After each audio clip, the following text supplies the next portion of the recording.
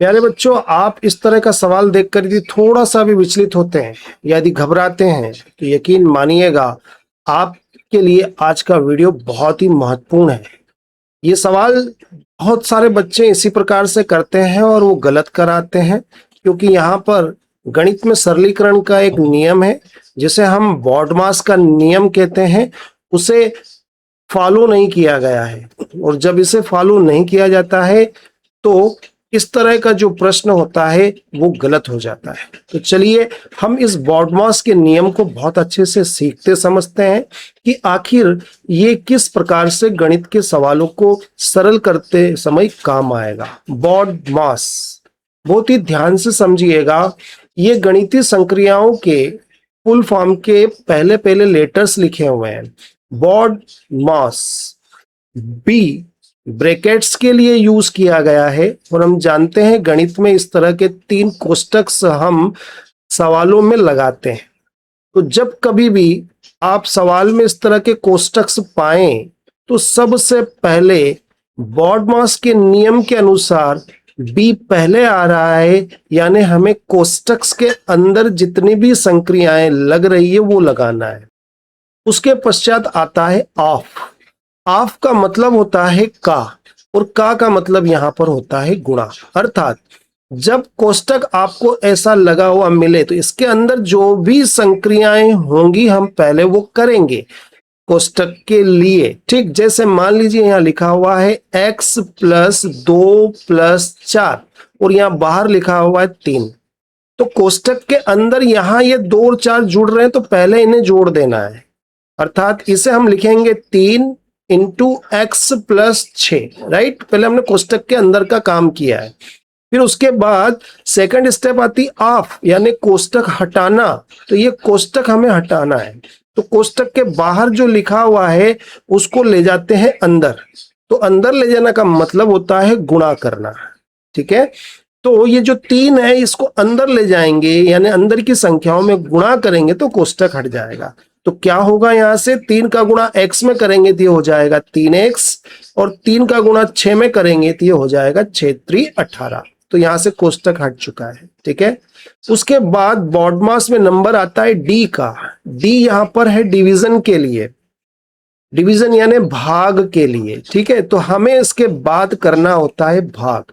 तो कहीं भी पूरे इक्वेशन में यदि भाग आ रहा है तो आपको पहले कर देना है भाग। उसके पश्चात आता है m, m फॉर मल्टीप्लिकेशन यानी कि गुणा। तो हमें इसके पश्चात करना होता है गुणा। फिर आगे कहीं प्लस हो, एडिशन हो, तो हमें जोड़ करना है। और कहीं ना कहीं s के लिए सब्सट्रैक्शन यानी कि माइनस अर्थात घटाव करना होता है।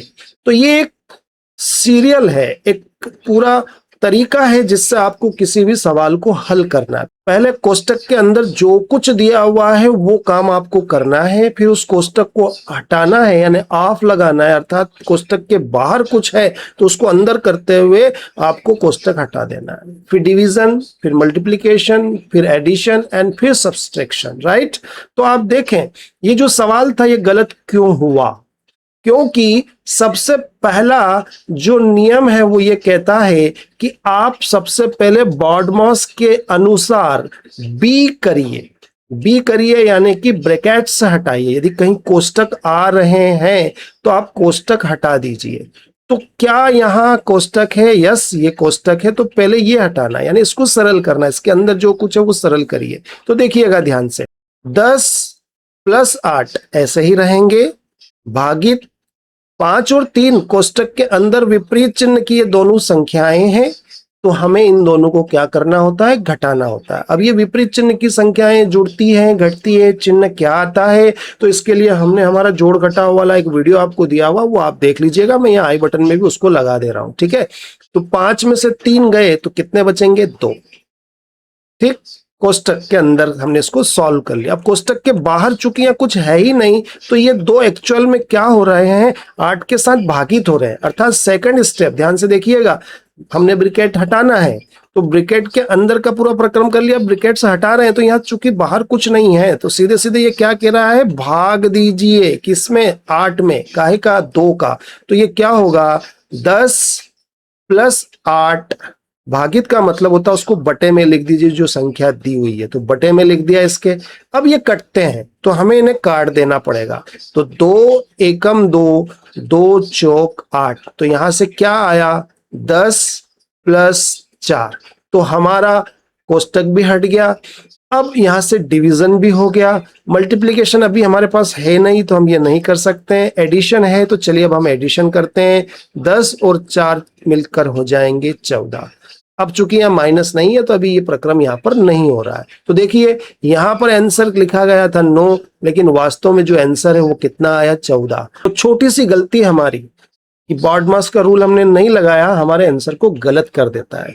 चलिए हम इस सवाल को करने का प्रयास करते हैं। ध्यानपूर्वक समझिएगा, बॉडमास का नियम हमेशा याद रखिएगा तो आपको कभी भी दिक्कत नहीं आने वाली है। सबसे पहले कोष्टक को सॉल्व करें, अर्थात कोष्टक के अंदर कुछ हो रहा है तो वो हल कर लीजिए। तो देखो 5 और 3 हल हो रहे हैं, ये जुड़ रहे हैं तो जोड़ दीजिए।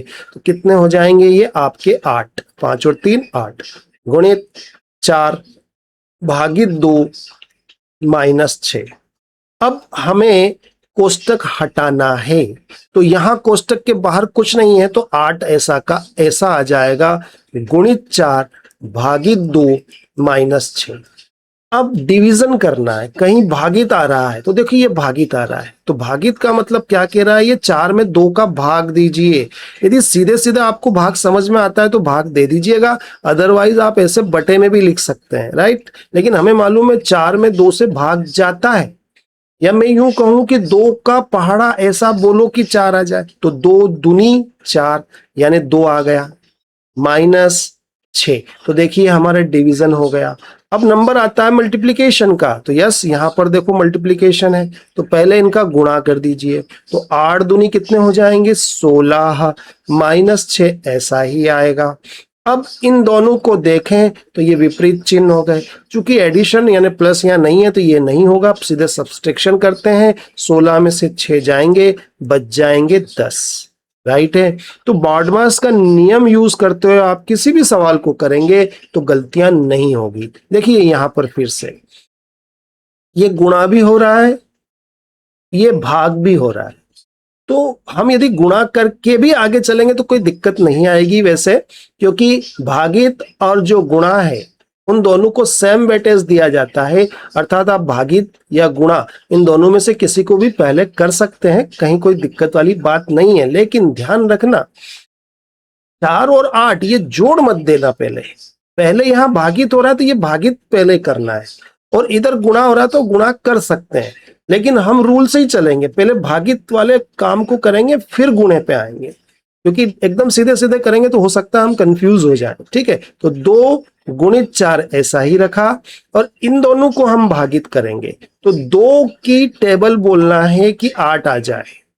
ठीक है, यानी 8 में 2 का दे रहे हैं भाग, तो कितना आता है 4, तो प्लस का 4 माइनस के 3।